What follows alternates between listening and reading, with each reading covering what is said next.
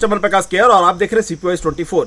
CPOS 24 को मिल रही लगातार शिकायतों की पड़ताल करते हुए आज जब हम पहुंचे आरंग विधानसभा क्षेत्र के उस ग्राम पंचायत में जहां पर अवैध उत्खनन की शिकायतें हो रही थी, जहां पर कुछ रेत घाट संचालित हो रहे हैं, जिस खसरा पे उनको आवंटन किया गया है, लेकिन उस खसरा पे वो खनन न करके कहीं अन्य खसरों पे किया जा रहा है और कई ऐसे गतिविधि उनके जो संचालक है उनके द्वारा की जा रही है, जिसमें लेबर के कर्मचारियों के द्वारा उसमें लोडिंग कराया जाना था वैसा नहीं कराया जा रहा है। NGT का रूल्स है उसके भी विपरीत कार्य कर रहे हैं और कुछ खदान ऐसे हैं जिसका संचालन की परमिशन नहीं मिला है, फिर भी वहां पे खनन किया जा रहा है। तो हमारे साथ यहाँ पर इंटक मजदूर कांग्रेस के राष्ट्रीय महासचिव मौजूद है, उनसे बात करते हैं कि किस तरह से क्या गतिविधि आरंग विधानसभा क्षेत्र के रेत खदानों में हो रही है। तो आप बताइए किस किस तरह से क्या क्या गड़बड़ियां यहाँ पे जो रेत माफिया है उनके द्वारा किया जा रहा है।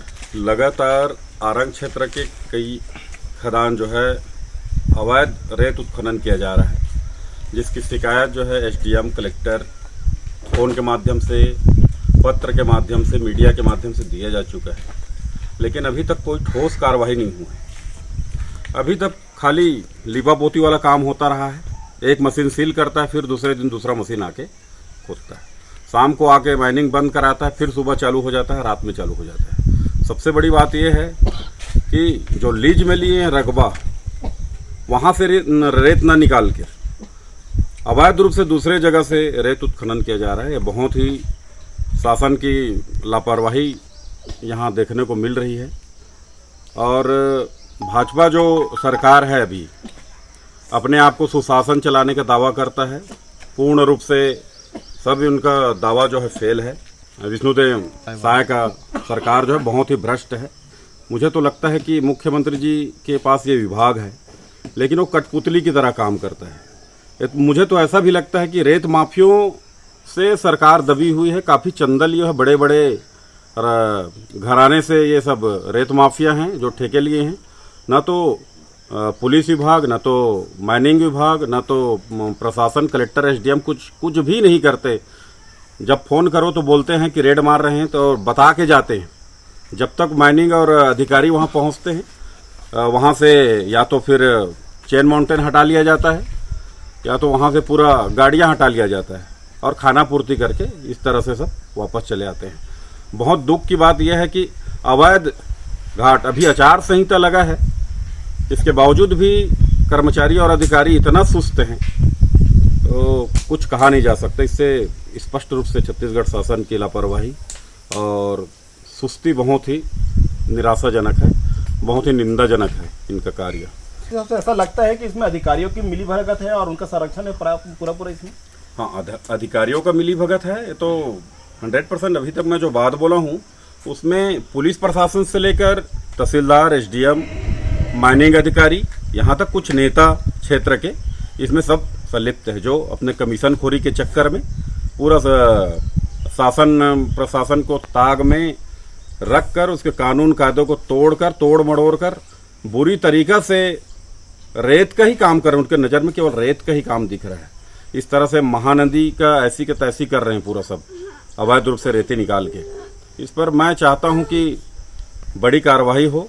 नहीं होगा तो मैं राष्ट्रीय मजदूर कांग्रेस के राष्ट्रीय महासचिव होने के नाते मैं जो यहाँ एक बार विज्ञापन तो सौंपूंगा ही अधिकारियों को।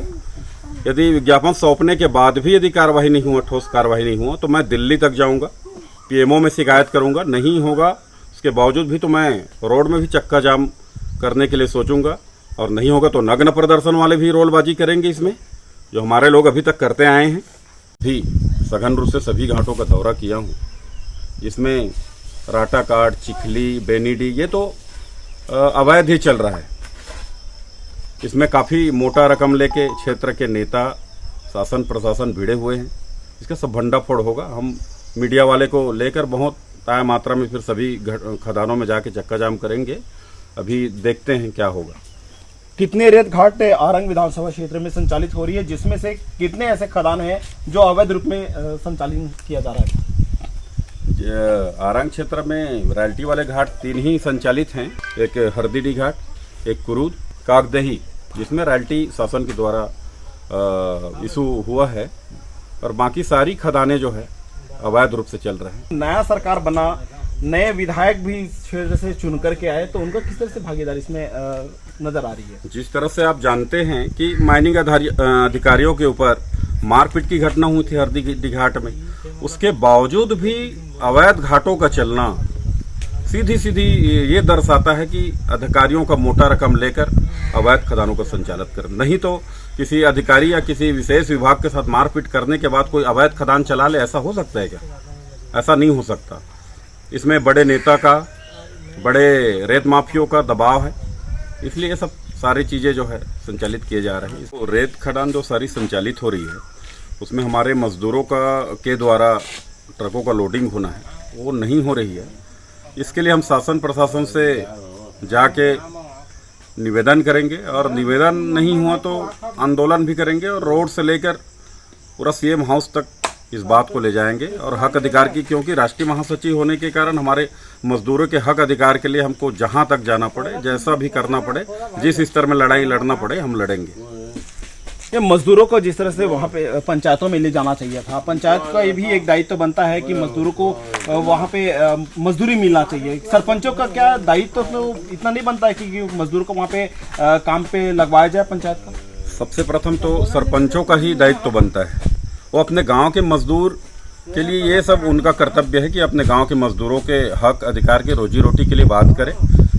मुझे तो ऐसा लगता है कि ये सरपंच लोग भी ठेकेदारों से मिले हुए हैं और काफ़ी मोटी रकम लेते हैं, इस कारण उन लोगों का नेतृत्व जो है ढीला हो जाता है और अपने मजदूर के हित के लिए कुछ भी नहीं बोल पाते हैं।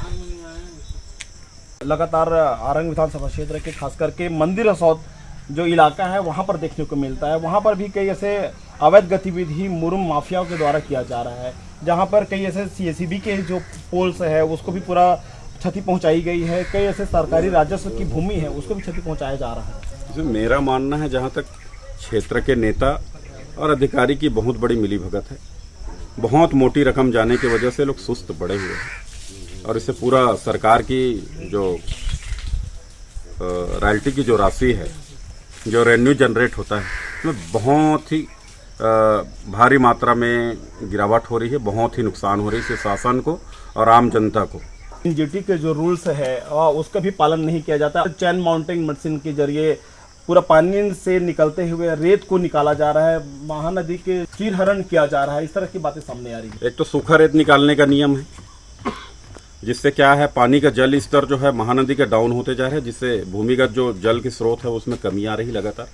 पानी और रेत जो ट्रकों में भरा जाता है उससे रोड गीला हो जाता है, कई एक्सीडेंट के मामले देखने को मिले हैं क्षेत्र में। इस पर भी न तो त्रिपाल ढका जाता है, न तो कुछ भी किया जाता है, इससे बहुत सारी घटनाएं हुई क्षेत्र में। लेबरों के साथ भी दुर्व्यवहार करने की बात सामने आई है। कई जगह ऐसा होता है, जो लेबर है, जिस पंचायतों में इस तरह से खनन हो रही है, वहाँ के पंचायत के लेबर जब काम करने जाते तो उनको काम पे नहीं रखा जाता, और JCB मशीन के जरिए जो लोडिंग है वो करवाया जाता है। जो क्षेत्र के जहाँ खदान, जिस गाँव से खदान संचालित होती है, तो शासन प्रशासन की नियम जो है ये रही है कि वहाँ के मजदूरों को, गरीब तबके के लोगों को फ़ायदा मिले, लेकिन बेचारों का हमेशा से शोषण हो रहा है। और मैं मजदूर कांग्रेस के राष्ट्रीय महासचिव होने के कारण मेरे मजदूरों के प्रति उनको दर्द को समझते हुए मैं अभी सघन रूप से सभी घाटों का दौरा किया हूँ, जिसमें राटाकाट, चिखली, बेनीडी, ये तो अवैध ही चल रहा है। मजदूरों का हनन रेत घाटों में किया जा रहा है, पंचायतों के द्वारा शोषण किया जा रहा है मजदूरों का। क्या लगता है कि यहाँ के निजी जो स्थानीय जो सरपंच है उनका भी मिलीभगत है, जिस तरह से मुरुम माफिया का संरक्षण और रेत घाटों में रेत माफिया का संरक्षण? कहीं कहीं सरपंचों का भी इन्वॉल्व इसमें है, लेकिन क्या है, छोटे पदाधिकारी होने के नाम से बड़े लेवल के जो अधिकारी हैं और नेता उनसे दबे हुए हैं। बहुत सारे सरपंच, मैं सबको नहीं बोल सकता, ये सबका मिलीभगत है।